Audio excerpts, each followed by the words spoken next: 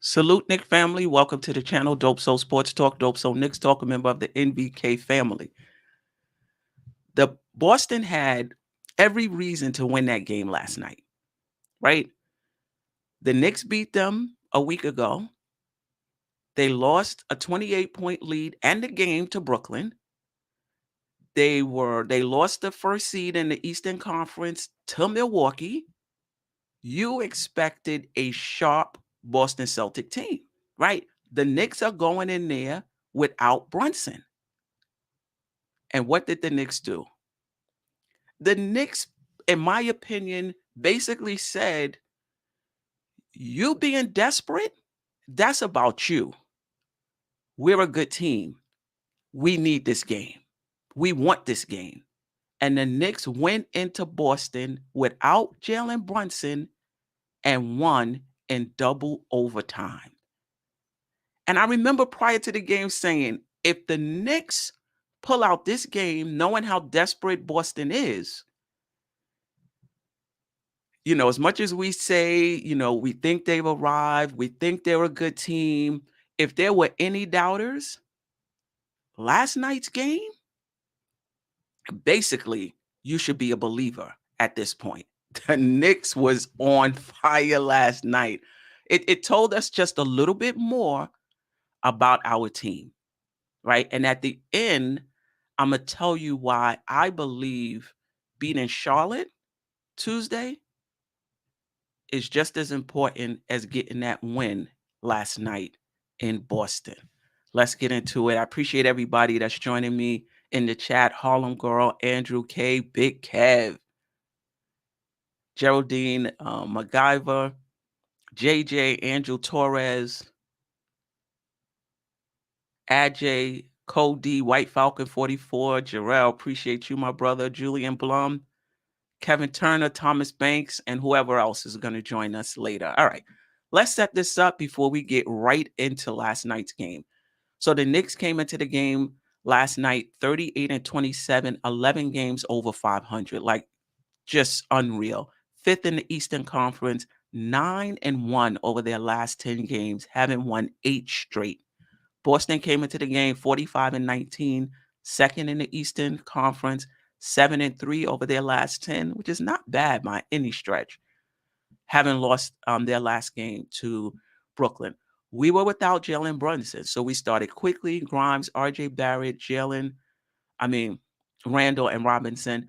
They were without Robin Williams III, their starting center, and Malcolm Brogdon, which is basically their sixth man. They started Marcus Smart, Derek Wright, Jaylen Brown, Jason Tatum, and Al Horford. All right, let's get right. Let's get right into that. Shout out to Stafford Don. Appreciate you joining us this morning. Right off the bat, Quickley came down and pulled up for 3, and I was like, "Oh, what is he doing?" He was putting everybody on notice that I'm showing up tonight. That was a prelude of things to come, right? In that first quarter, RJ had 14, and that was another good thing, because we were wondering who's going to step up for the Knicks in Jalen Brunson's absence, right? Would it be Quickley? I think most of us put our money on Quickley. Would it be RJ Barrett? It was pretty much everybody. RJ Barrett had 14 first quarter points. He looked really good. Randle had 10 first quarter points, right? But at the end of one, we were down by 3. But to me, that was a good sign. They're desperate. You're coming in without one of your, better players.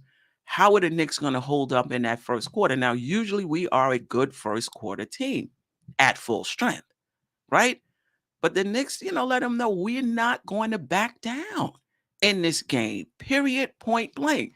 That second quarter, IQ had 8 points. Robinson had 6. Mitchell Robinson drove the ball from the wing to the basket for the slam. I guess Mitchell Robinson got a little something more, in his bag. I just want to get to my my notes. So in that second quarter, we gave up 18 second chance points and 14 fast break points, and we're still just down 7 at the half. That was encouraging. I hope there wasn't anybody in Knick fandom getting down after that, after that second quarter. In the third quarter, we went down as much as 14 points. But this Knick team, like you can never count them out. They're going to always battle back. They're going to always fight, right? They were down by 14 in that third quarter and still outscored Boston 34-26 in that quarter. Matter of fact, at the end of the third, we was up 1. Talk about a team that likes to fight. In that fourth quarter, we was led by IQ and Barrett. Both of them have said, we're going to talk about IQ. IQ gets his separate section. Okay, his separate section. In overtime, in both overtimes, IQ was our leading scorer. IQ was our leading scorer. In the first overtime, he had 8 points. We had 8 points. In the second overtime, I think we had 10.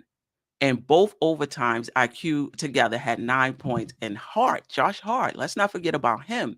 He was our second leading scorer in overtime.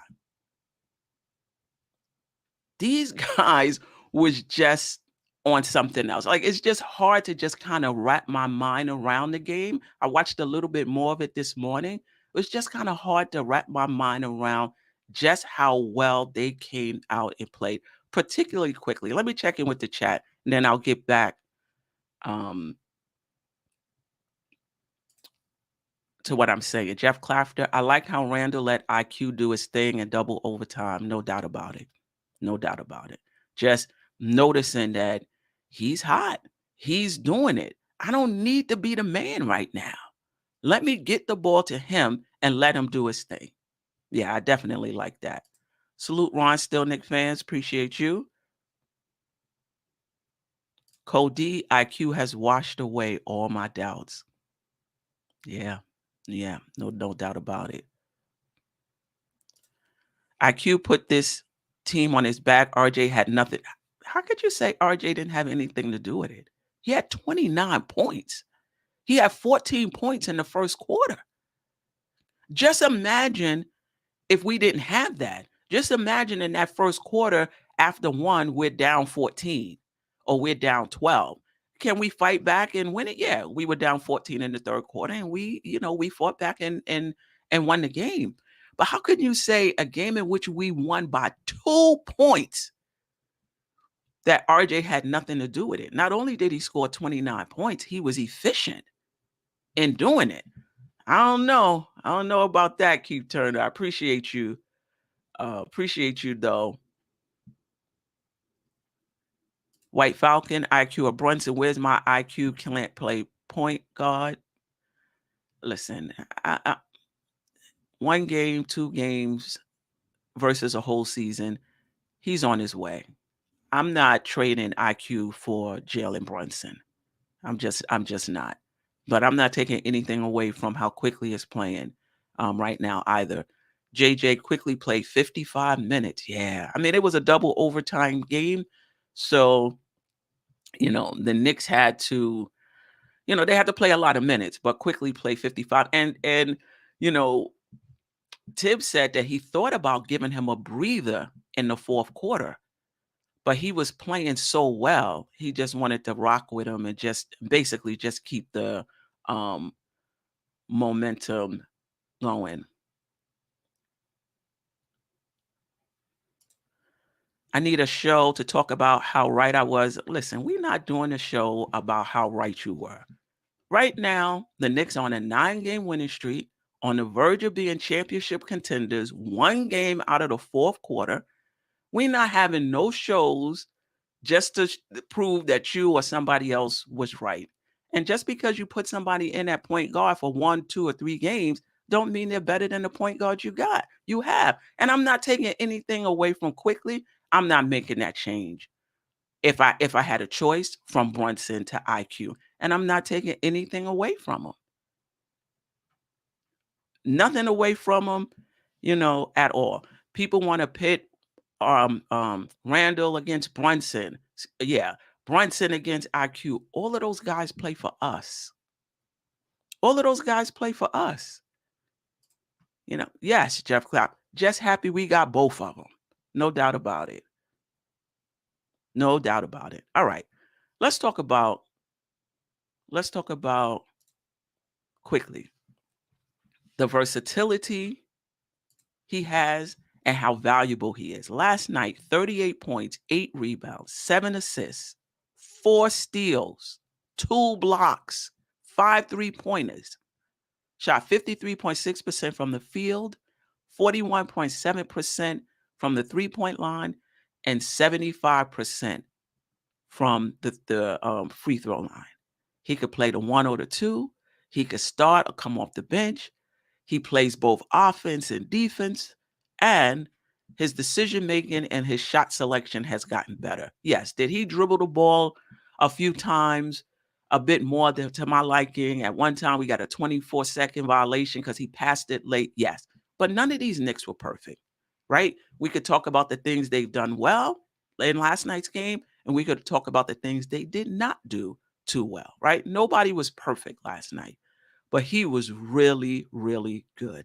The Knicks can extend him this summer. They don't have to, right? They can go to restricted free agency if he accepts the qualifying offer. If he doesn't, he becomes an unrestricted free agent. But the Knicks have always been good. Let me tell you, you could talk about the Knicks in the draft and how they just haven't been good in terms of, until lately, in terms of who they draft, but they've been pretty on point in terms of who to give a second contract to and who to kind of let go. Knox, they let go. Frank, they let go. And when you look at their career since then, probably was, the right choice, right? They got to make a choice this summer. They don't have to, but it's in their best interest to make a choice this summer on IQ, And I think the Knicks should. They should extend IQ. Listen, the Knicks are on the verge of being championship contenders. You're going to need a guy like Quickley, somebody with that versatility who could play the point guard if Brunson is out, who could, if Brunson is not out, who can lead that second team. You're going to need that. So you're not going to sign Quickley so you can go out there and search for somebody else to do it? No. He's in-house. He's good. He's come up under your system. The chemistry is there. This summer, the Knicks have to sign Emmanuel Quickley. Now, money is going to be an issue. Whether or not Quickley wants to be on the Knicks, he's not going to be the starting point guard on the Knicks, right? So is he okay being the sixth man? Is he okay leading that second unit? Or does he want his own team? If he wants his own team, he may choose not to come back, right? If he doesn't, if I'm not mistaken, somebody correct me if I'm wrong. If he doesn't sign that qualifying offer, I believe he becomes an unrestricted free agent. Somebody could correct me if I'm wrong. But if he signs that qualifying offer, the Knicks will have an opportunity to match. I feel like this ain't something to play with. Get it done in the offseason, right? Obviously, they have a decision to make on Hart as well. If he declines his player option, hopefully he's somebody they sign. But these are two guys on a championship contending team. You're going to need players like Hart and Quickley. So sign those guys. All right. Let's see what the chat is saying, and then I'll get on to Randle and Barrett, both of them who played very well last night. We can match any offer. Yeah, I understand if he gets to restricted free agency. I understand that. Okay.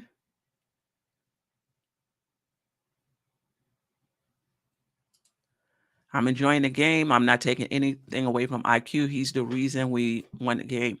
Listen, I hear what you're saying. He showed up big, but you're not winning a game with one person. You're not winning a game with one person. So he scores 38 and RJ doesn't show up, and Randle has a bad game, where are we? It was a total team effort. He was the leading scorer. He did hit some big shots for us. He was our leading scorer in overtime. I'm not taking anything away from Quickley. Impressive. I'm just pointing out that you're not winning with one person. That's all. Sharon believes, wow. IQ is a luxury. We can trade him for a need in the offseason, OG or Trey Murphy. Nah. And I'm down with OG or Trey Murphy, but you're gonna have to get that done with somebody other than IQ. You're gonna have to get that done with somebody else other than IQ. In my opinion, IQ is reasonably untouchable. Obviously, if a superstar comes along, everybody is in that conversation, right? You're not holding on to, if Giannis becomes available, you holding on to Quickley or even Randle. You're not. But he's reasonably untouchable. Unless we're talking about a superstar, I'm not trading Quickley. I'm just not. You need that firepower coming off the bench. If you're going to talk about being a championship contender, you need that. You need somebody who could play offense and defense. You need somebody, if Brunson is out, who you putting in? McBride? So we're going to trade IQ and we're going to put McBride in?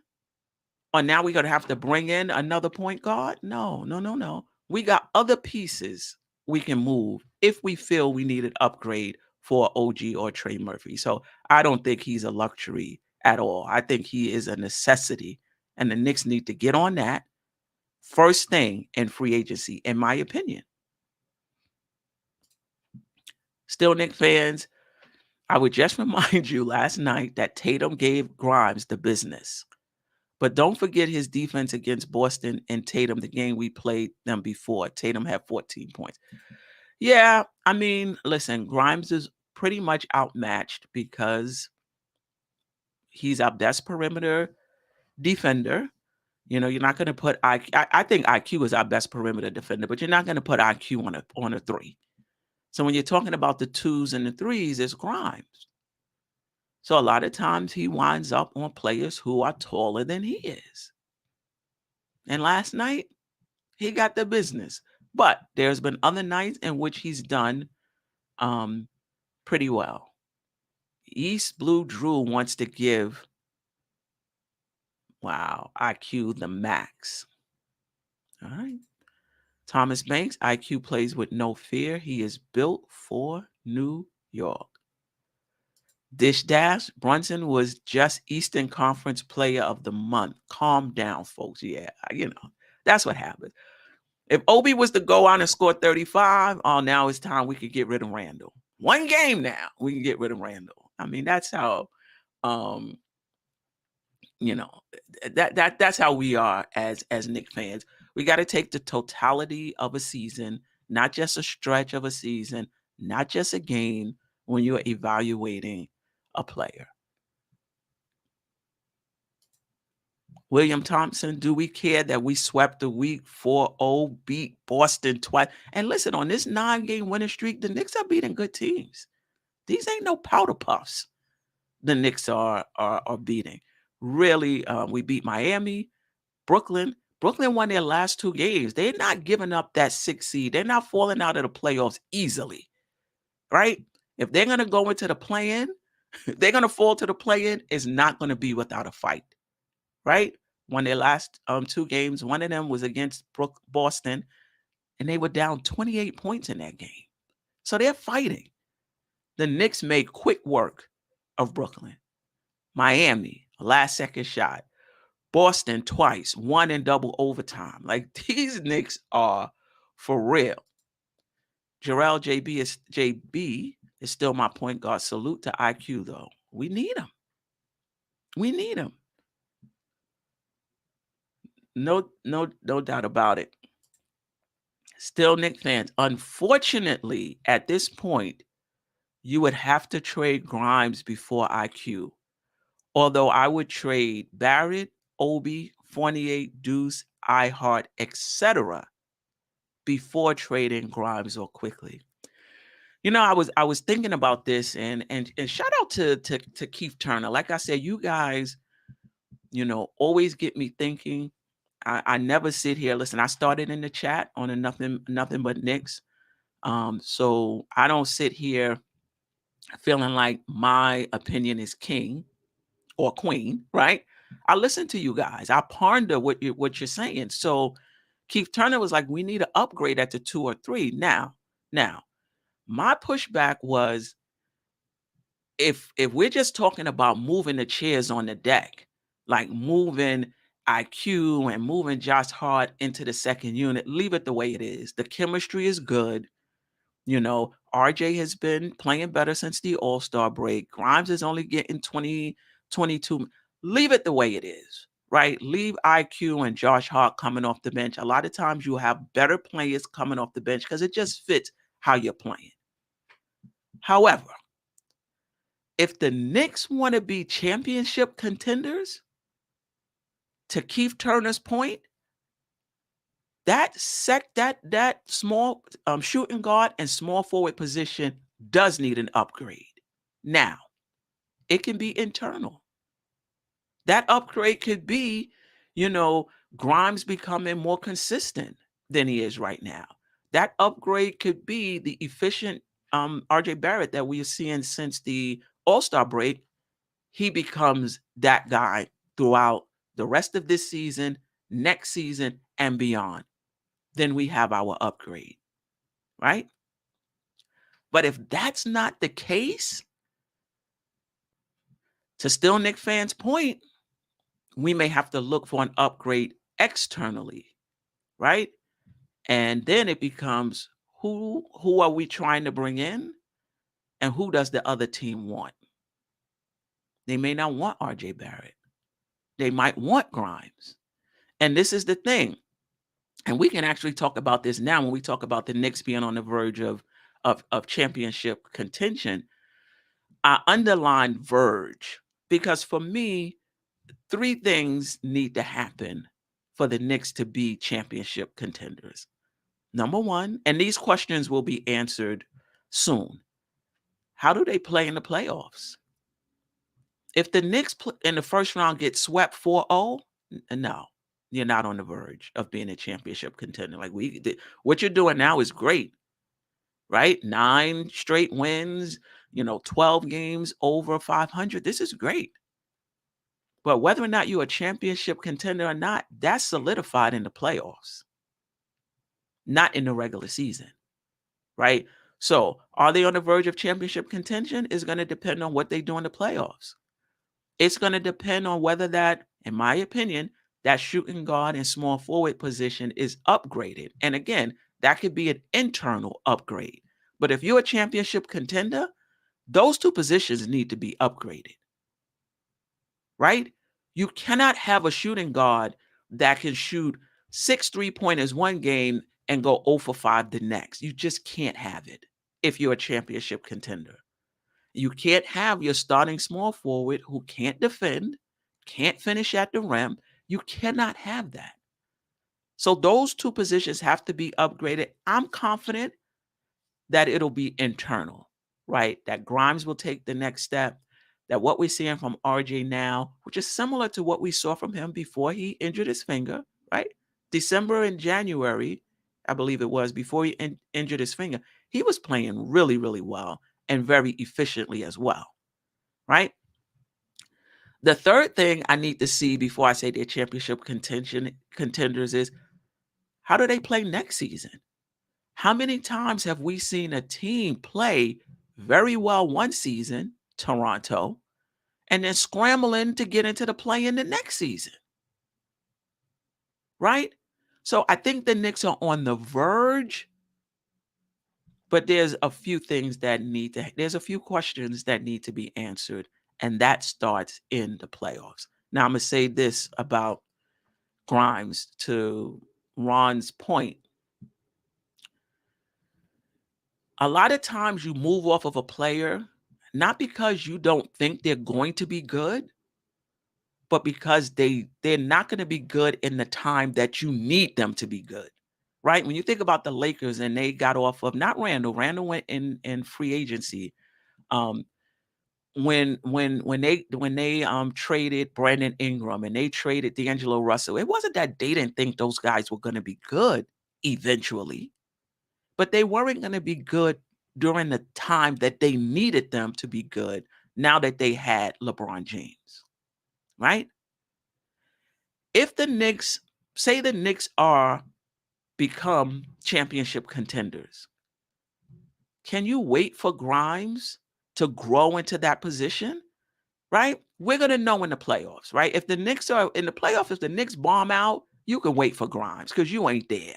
You might be another season or so away.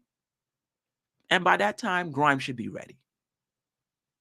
But if the Knicks get to the Eastern Conference Finals, right? Or they go deep into the second round, they lose in 6 or 7 games, and Grimes is not playing well, the Knicks have a decision to make. This guy is going to be good, and I believe that. He's going to be good. Do we wait for him? Or do we go out and get somebody who's ready right now because we're ready right now? Those questions will be answered in the playoffs. Those questions will be answered in the playoffs. Let me check in with the chat, and I don't want to forget to talk about Randall and Barrett because those two guys showed up big last night as well. Let's just let this season play out. We will have our answers after. That's what I just said. The playoffs will let us know. Grimes is not a starter. I don't care what anybody says. I mean, I don't know if I can argue with that. I don't know if I can argue with that. But for this particular team, it's just better for Josh Hart to come off the bench. Sometimes it's not. It's what's best for the team. Josh Hart playing with that second unit. Why mess with success? Just to put people philosophically where you think they need to be. Steph, who's the realistic wing we could trade for to take us to another level? I like who Sherwin talked about. Having a OG or now the only thing with Trey Murphy is I don't know how ready he is. I mean, he has the tools that we need. He could shoot the three. He's efficient. He can defend. But if you're going to be a starting three on a championship contender, and listen, we're not there yet. We're not there. But I'm just saying, if we were a championship contending team, how do I know Trey Murphy is ready? He's been in the league a hot minute himself. So if that's the case, I would prefer to go with somebody a bit more proven.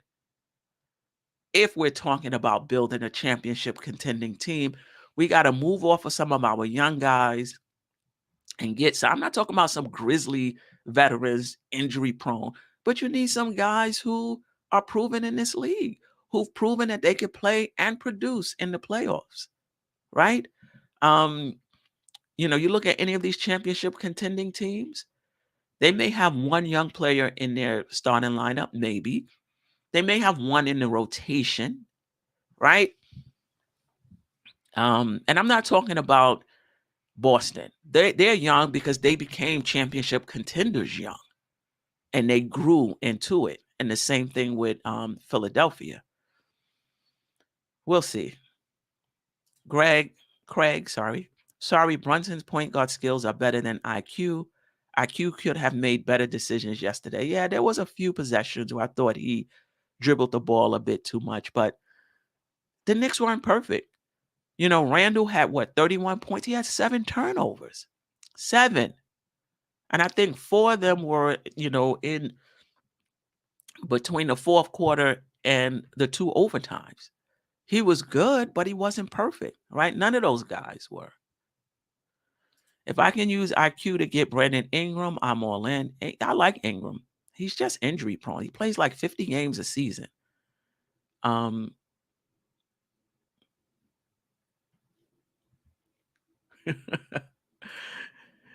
King Cypress, appreciate you. This is the team's first year with Brunson, and relax.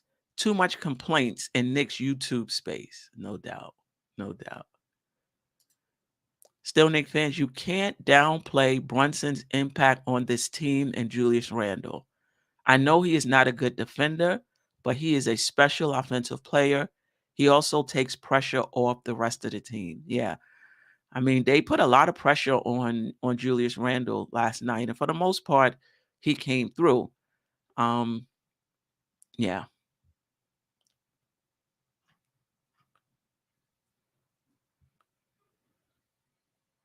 All right. Knicks Nation 112. Grimes is in a role. We can't have all scorers in the starting five. Grimes is not taken away from the team. Allow him to grow. We look better than the Bean. Okay. Are you talking about Boston? They have JT and JB. Yeah, Jason Tatum and Jaylen Brown. We have Julian Randle, our JB, which is Jalen Brunson and Mitch. Jarrell, it would be nice if Brandon Ingram and Trey Murphy were actually available, but I don't see why. No, would not trade either of them. Yeah. Yeah. Yeah. No doubt about it. But let me just talk a little bit about, Randall and RJ. So let me get to that screen. This is just the lead tracker. I like this just to kind of see what the flow of the game was like. The Knicks' biggest lead was 11. Boston biggest lead was 14. The game was tied 15 times. The longest run was 14. That was by Boston. And there were 12 lead changes. Like, this was a barn burner right here. All right. Quickly, we talked about it. 38 points, 8 rebounds, 7 assists, 4 steals, 2 blocks, only one turnover in 55 minutes. 5 3-pointers. The Knicks better hope he wants to stay and play off the bench. Randle, 31 points, 9 rebounds, 4 assists, 5 3-pointers, 50% from the field. Did have 7 turnovers, so he wasn't perfect, right? But we needed every point we got. Barrett, 29 points, 11 rebounds, 3 assists, 1 block, 3 threes, and shot 45.4% from the field. Since the All-Star break, RJ Barrett has been playing well. People may want to focus on what he did before the All-Star break. Fair. But maybe during the All-Star break, he got himself together. Maybe there was some introspection. Maybe he spoke to some people. I'm not sure. But since the All-Star break, RJ Barrett has been playing very well and shooting efficiently. Hart, 10 points, 8 rebounds, 2 assists, 60% from the field. The Knicks shot almost 50% from the field, 36.6% from the three-point line. Here we go with these free throws. They missed 10 free throws. I mean, come on. The reason, we haven't been shooting free throws, well, I think the past 2 or 3 games. But the offense has been lights out, so it hasn't really come back to bite us. But can you imagine if we hit, I don't know, 5 of those 10 free throws? I mean, come on. Tatum, 14 points, 14 rebounds, 6 assists, 6 3-pointers, only 40% from the field. The Knicks was on his. The Knicks was on him. Some of them in the first quarter, though, he just missed.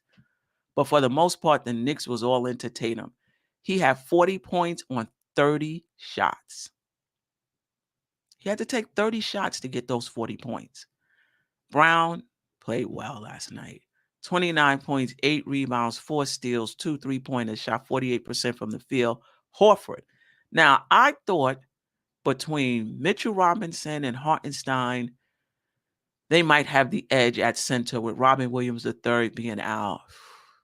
Horford, 20 points, 14 rebounds, 6 assists, 6 3-pointers, 46.7% from the field. Mitch, doing what he usually, does. I get it. I get it. I get it. That's the defense, hedging, staying close to the key so that he can stop the drive, but then being too far in to recover to Horford, who has 6 3-pointers. And that last one that he missed, that could have been the game, right? He played extremely well last night. Smart, 13 points, 3 rebounds, 4 assists, 3 threes. Didn't shoot well either, 30.8% from the field. They shot 40. They didn't shoot well for the game. They took 109 shots and hit 43 of them for 39.4% from the field. They shot decently from three. I think that's about league average, 35.6%, 88% from the free throw line, 22 of 25. Let me see if there's anybody else I want to talk about. Obi Toppin played 11 and a half minutes, 6 points, 1 rebound, 1 assist, had that nice assist where he drove the lane and found Mitchell Robinson for 2. I have no problems with how Obi Toppin has been playing in the minutes that he's getting. iHeart, he was plus 11. You couldn't tell. No points, 3 rebounds, 4 personal fouls. iHeart only played 9 minutes. I mean, with the mobility of Horford, there's just, you can't play Hartenstein. He can't go out there and cover Horford. He can't hedge and cover the drive and then scramble out to contest the shot. I mean, Mitch barely did, right? So he only played 9 minutes last night. We talked about Hart.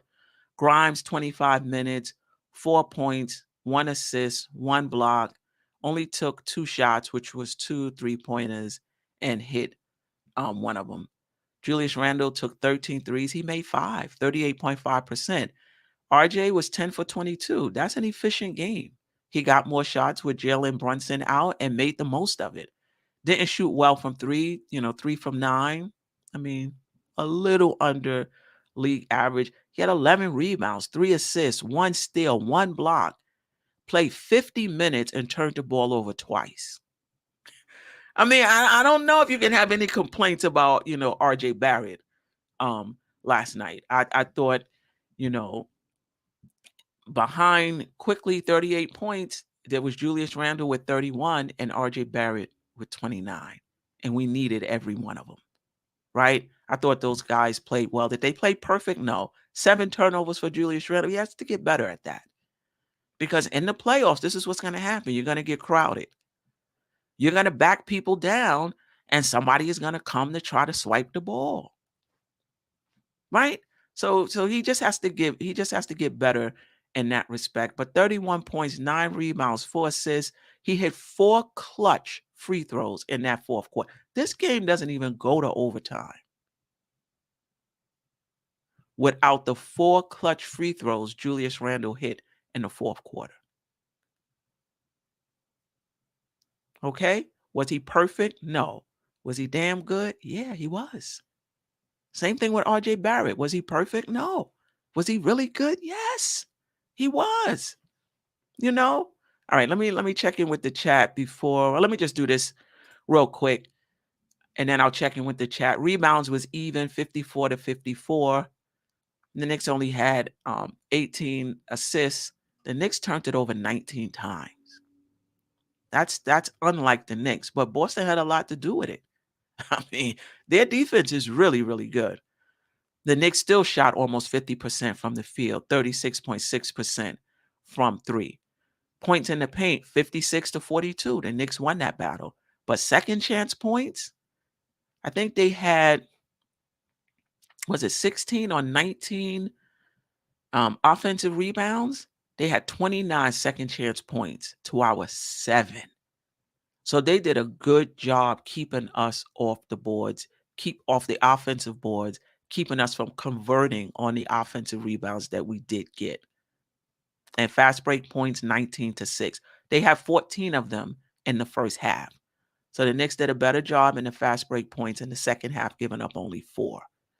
Bench points, 16. I think Hart had 10, Obi had 6.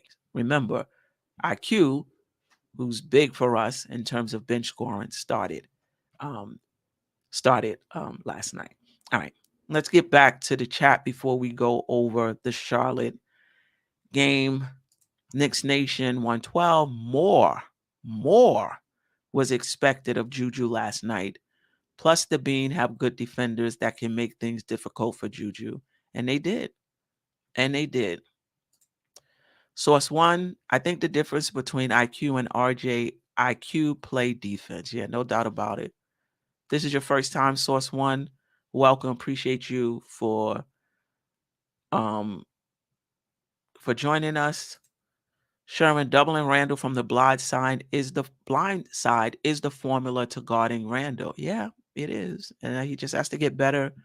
Like I said about Danny Dimes, and during his first season with the New York Giants, you got to get better feeling in the pocket, feeling when it's collapsing. Sometimes you can't see it, you just feel it. Randall has to get better, feeling them coming to double, feeling them coming to swipe the board. Thuni _ got it. Hope I got that right. RJ had some very good defensive plays and key moments. I definitely agree with that. Cody, the refs definitely helped the C stay in the game. C Marcus Smart, the flopping fish. Okay.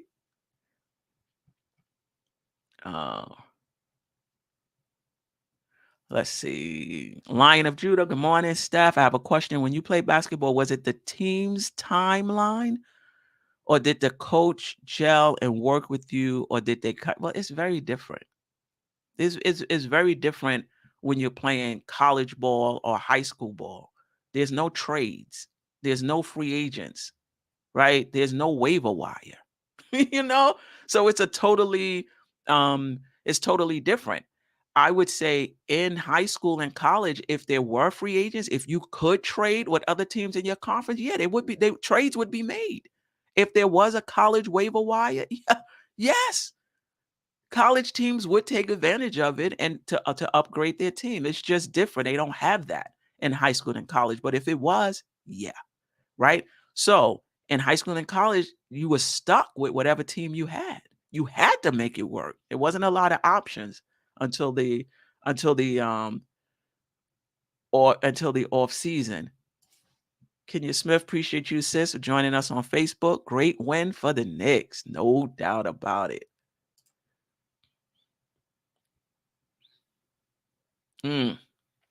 Nick Yak, Horford was drawing Mitch into no man's land so they could attack the boards. It's a problem we need to figure. Yeah, that's a very good point. That's a very good point. Jay Boogie, shout out to the chat. This is huge for the organization, for the coaching staff, for the players, for the fans, the podcast, the Twitters. We didn't yell game. We yelled series. Bang, bang for the double up. Yeah. I mean, I'm waiting for the playoffs. I think that's when, Boston went on a run in the regular season, right? But I don't think they became championship contenders until the playoffs, when you saw what they did in the playoffs. Then they came back the next season with a brand new coach and was able to be first, second, in the league, So I think that's the same thing for the Knicks. We're playing really well right now, lights out right now. Whether we're on the verge of being championship contenders, whether we're on the verge of being a really, really good team, that's going to be answered in the playoff. Sean Williams, Obi could have gotten how? Did you see the type of game it was last night? Like, you couldn't make any mistakes. You can't leave. You can't put Obi Toppin in, because the more minutes you give an Obi Toppin, the less minutes Randall is getting. And right now, Randall is playing much better than Obi Toppin. And in a game like this, where it's a game of inches, you can't. You can't give Obi Toppin more minutes at the expense of Julius Randle. You just can't.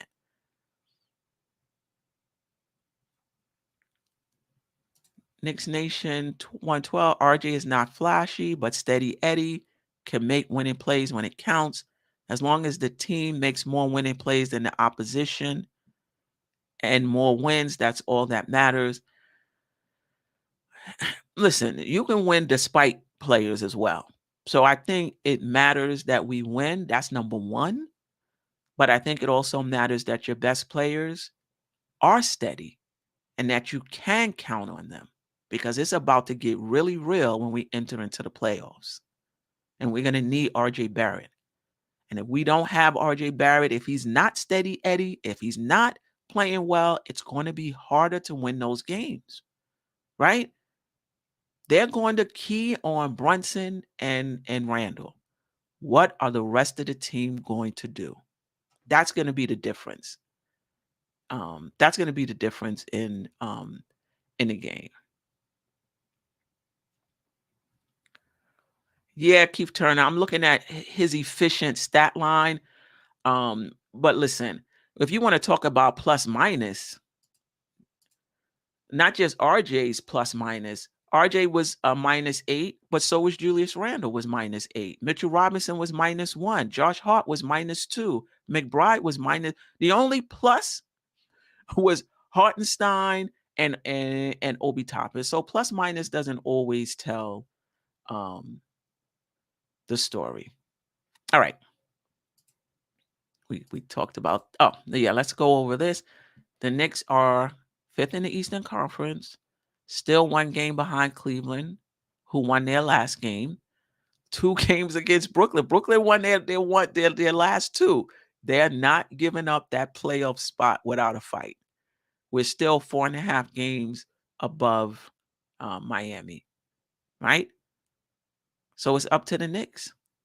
It's up to the Knicks. We got that 4-game, West Coast trip coming up. That's going to be a challenge, but the way the Knicks are playing, I don't really see it as a problem. All right, so next Tuesday we play Charlotte. The Knicks right now are 12 games over 500. 12 games over 500. 39-27, 5th in the Eastern Conference, 9-1 over their last 10. They've won 9 straight. Over the last 10 games, they're 2nd in offensive rating, 12th in defensive rating, 1st in net rating, right? Charlotte is 20-46 on the season, 14th in the Eastern Conference, 5-5 over their last 10. They've lost their last 3 games, 28th in offensive rating over the last 10, but 4th in defensive rating, right? So their offense is not clicking, but over the last 10, they've been playing well offensively. 20th in net rating. We've played them twice so far this season. We've beaten them both times. This is why I think this game against Charlotte is just as important as the Boston game last night in terms of letting you know something about your team. You go into Boston, you beat them twice in 1 week. That's telling you something about your team. You got Charlotte, 14th in the Eastern Conference. Before you go on, I believe our 4-game West Coast swing starts after that Charlotte game. And you looking past Charlotte and you lose that game, that's telling me you're not mentally tough. That's telling me that, well, I'm not going to say that you're not mentally tough overall. It's telling me that you're having a mental lapse, right? It's telling me that you're looking ahead and you're not taking care of business 1 game at a time. There is absolutely no reason the Knicks should not beat Charlotte at home, even at Charlotte. No reason. This should not even be a game. Listen, is Charlotte going to come in and lay down? Absolutely not. They're going to come in, they're going to play hard. Over the last 10 games, they got the 4th ranked offense, right? Per 100 possessions, they're giving up 109.8 points. It should not matter. Even if Brunson doesn't play, it shouldn't matter. Okay? The Knicks should beat Charlotte. If the Knicks beat Charlotte, again, that's telling you the type of team that we have. They're taking it 1 game at a time. They're not taking anybody lightly. They're not looking past Charlotte, even though they're 14th. They're not looking ahead to the 4-game West Coast trip. They're focused on the game at hand. And that's the type of focus you need going into the playoffs and going down the stretch of this season. We're going to start Brunson or Quickley. Keith Turner, I'm sorry. Grimes will probably still start. RJ Barrett, Randall, Mitchell Robinson. The projected starters, this is who they started the last game. Terry Rozier, remember, Lamar Ball is out with an ankle injury. I don't know if they said he's out for the rest of the season, but he's out for this game. Terry Rozier, Kelly Oubre Jr., Gordon Hayward, PJ Washington, and the rookie Mark Williams are the projected starters. Tonight, Queens Court, 8:30 p.m. on the Nothing But Knicks channel. We'll talk about the Knicks 4-0 week with the panel members, and then I'll be back Wednesday 9:15 in the morning to talk about the Knicks win versus Charlotte. Let me give some shout outs before I get out of here. Geraldine MacGyver, appreciate you. Quiet Money, salute. Pudge Nice, Keith Turner, D. Roz, Thomas Banks, White Falcon 44, Nick Yak, Cover the Spread. Where all the people saying it, he got Jalen Brunson with the blowout. Where all the people saying the Knicks was mid. I mean, maybe they was mid at that time, but right now, they definitely moved out of mid territory. Shout out to Pudge Nice, Nick Yak, who doesn't think we're going anywhere with RJ at this, going anywhere without RJ. Got you. Jeff Clafter, Jarrell, appreciate you. Craig, Thomas Banks, Knicks Nation 112, Code D, Rebuild, NYK, Drugs Only. Appreciate we winning it all this year. Championship coming. I will say this. The way the Knicks have been playing, the chemistry, the way they've been jiving, the Knicks are as good as any team in the Eastern Conference right now. Now, I can't, maybe besides Milwaukee, but this is the thing. We finished all our games with Milwaukee, so it's hard to say how we would match up with Milwaukee.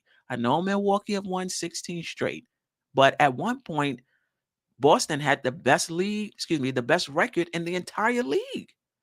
So it's hard to tell whether or not you can match up with somebody until you play them. We don't have any more games against Milwaukee, right? So I can't say we're as good as Milwaukee. But any of these other cats in the Eastern Conference, I think the Knicks are just as good. At the end of the day, it comes down to showing up. Come in the playoffs, it's going to come down to who shows up. How does this team and the coaching staff, adjust to the adjustments? It's going to be really, really interesting. Keith Turner, appreciate you. Nice. Nick Yak, I may say some people twice. Harlem Girl, appreciate you. The Public Enemy #1. I think I got everybody. Jay Boogie, of course. Ron, still Nick fans, appreciate you. Sean Kearns, appreciate you. Thuni _ got it. I appreciate you. Jarrell, Lion of Judah. Love that name. 1804 Toussaint, Greedy Grizz, Sherwin. Always a pleasure. Always a pleasure. Who else? Geraldine MacGyver, Code D. I think I've gotten to everybody. Andrew K, JJ. All right, I think I have a super chat. Let me put up the super chat before I get out of here. There we go. Thank God, impatient, short-sighted fans, orange GMs, Parish Duggar. Hard stop coming at the fans. All right? Where would we have been if we would have been real patient with Kevin Knox? Where would we have been if we would have been real patient with Frank Ntilikina? It's not about patience. It's about seeing something in a guy and being like, you know what? I'm going to let them rock out. Not seeing something in another guy I think we need to move on for. That's it. It's not about being patient or impatient. Some people can look at somebody and be like, they not it. Like some people did with Frank Ntilikina. Like some people were able to do with Knox. It's not about patience, right? It's about evaluating. It's about being able to look at somebody and be like, I'm going to cut my losses right now. Nothing is 100%.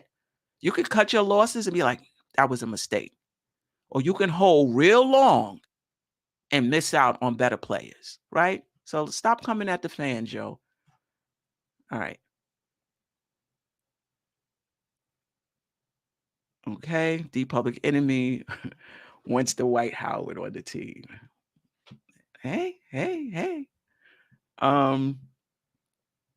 Anyway, no, I'm not going to enjoy what you say. I'm not going to enjoy something that I disagree with. That's it. What do you mean just enjoy what you said? Come on, Paris Duggar. So let's be real here. If I don't agree with something, I don't have to enjoy it. Anyway, peace, family. You know, if Queen's Court tonight, you know, hopefully anybody wants to join the Queen's Court panel, just shoot me a DM. Until next time. You tune in, that means you're feeling the vibe. The bell rung, you already been subscribed. Right now, the Queen, she on live. Please pull over the whip, no phoning when you drive.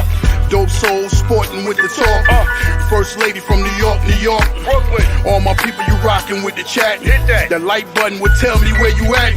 You know, step from the MBK. Born and raised up MBK. Hey, real lady, where she holding it down. No matter way how you feel, she gon' greet you with a smile. Sister, you one of a kind. Yes. Oh, sister, it's time you That's shine. Dope Soul. Where you at? Dope Soul. Where you at? Dope Soul. What? Dope Soul.